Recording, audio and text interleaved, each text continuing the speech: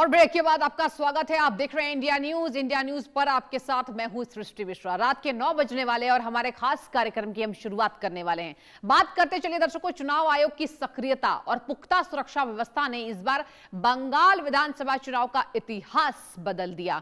हिंसा, आगजनी जैसी घटनाएं बंगाल चुनाव की पहचान बन चुकी थी, लेकिन 2026 की विधानसभा चुनाव में ये सारे हथकंडे काम नहीं आए। 23 और 29 अप्रैल को पूरे बंगाल में मतदान शांतिपूर्ण रहा। हालांकि कुछ सीटों पर हिंसा, ईवीएम से छेड़छाड़, वोटर को धमकाने की शिकायत मिली, जिसके बाद चुनाव आयोग ने ऐसी सीटों पर दोबारा मतदान कराने का फैसला किया। दक्षिण 24 परगना में आने वाली फाल्ता सीट सबसे हॉट सीट बताई जा रही है। 21 मई को फिर से मतदान कराया जाएगा, जिसका नतीजा 24 मई को आएगा। हालांकि फाल्ता सीट पर रीपोलिंग के निर्देश पर टीएमसी आपे से बाहर हो गई। टीएमसी सांसद और पार्टी के महासचिव अभिषेक बनर्जी ने चुनाव आयोग समेत बीजेपी पर विवादित टिप्पणी करते हुए हमला बोला है। एक रिपोर्ट के जरिए देखिए। 29 अप्रैल को बंगाल के फाल्ता विधानसभा सीट से ऐसी तस्वीरें सामने आई जिसने लोकतांत्रिक व्यवस्था पर सवाल खड़े कर दिए। फाल्ता विधानसभा सीट के लिए चल रही वोटिंग के दौरान ईवीएम पर बीजेपी के चुनाव चिन्ह के आगे टेप चिपका मिला। इसके साथ ही हिंसा की भी खबरें आई। पोलिंग बूथ से आई यह तस्वीर साफ बता रही थी कि मतदाताओं के मताधिकार पर किस तरह से अनाधिकार जताने की कोशिश की गई। चुनाव आयोग ने इस सीट पर 29 अप्रैल को हुए मतदान को रद्द कर दिया। सभी 285 पोलिंग बूथ पर होगी दोबारा वोटिंग। 21 मई को फिर से डाले जाएंगे वोट। 24 मई को आएगा फाल्ता सीट का नतीजा।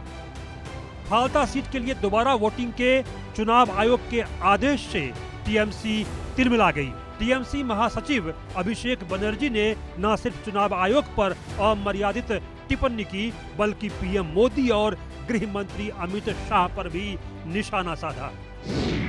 अभिषेक बनर्जी ने एक्स पर पोस्ट लिखा, तुम्हारे बांग्ला विरोधी गुजराती गैंग और उनके प्यादे ज्ञानेश कुमार के लिए मेरे डायमंड हार्बर मॉडल को जरा सा भी नुकसान पहुंचाने के लिए 10 जन भी कम पड़ जाएंगे। फाल्ता विधानसभा सीट जहां रीपोलिंग होनी है, वो डायमंड हार्बर लोकसभा सीट के तहत आती है। अभिषेक बनर्जी इसी लोकसभा सीट से टीएमसी सांसद भी हैं। डायमंड हार्बर लोकसभा सीट से अभिषेक बनर्जी 2014 से लगातार सांसद हैं। डायमंड हार्बर लोकसभा सीट के तहत आने वाली फाल्ता विधानसभा सीट पर दोबारा मतदान से बौखलाए अभिषेक बनर्जी यही चुप नहीं हुए। उन्होंने बीजेपी के दिग्गजों को फाल्ता से लड़ने की चुनौती दे डाली। बीजेपी के दिग्गज नेताओं को फाल्ता आने की चुनौती दी। पार्टी के सबसे ताकतवर लोगों को भेजने की चुनौती दी। लिखा, दिल्ली से किसी गॉडफादर को भेजे। अगर तुम में हिम्मत है तो फाल्ता से चुनाव लड़ो। टीएमसी सांसद अभिषेक बनर्जी की ये बौखलाहट बीजेपी के आईटी सेल प्रमुख अमित मालवीय के एक्स पोस्ट के बाद दिखी।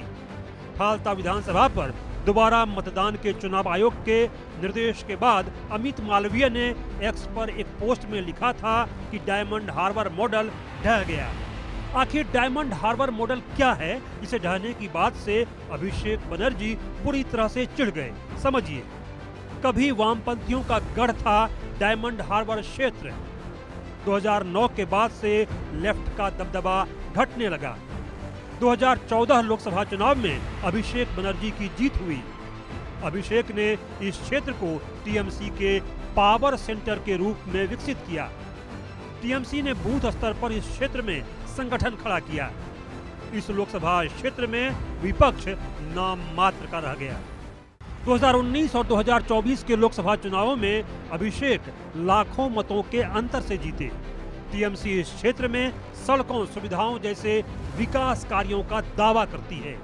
विपक्ष इस मॉडल को आतंक का मॉडल कहता है।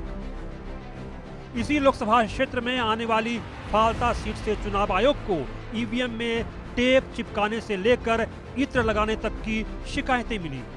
फाल्ता पर दोबारा मतदान के चुनाव आयोग के फैसले का बीजेपी ने स्वागत किया।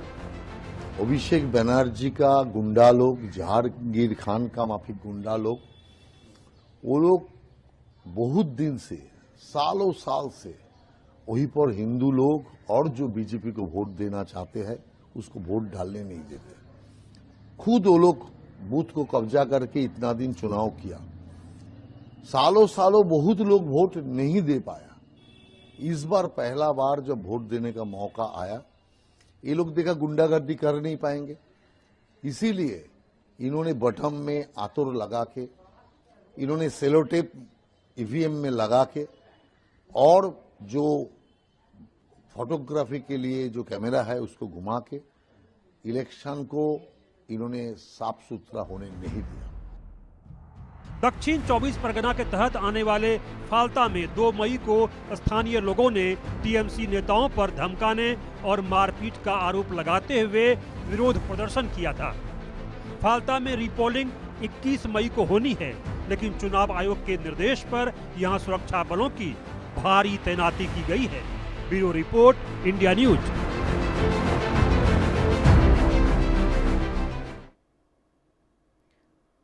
तो देखिए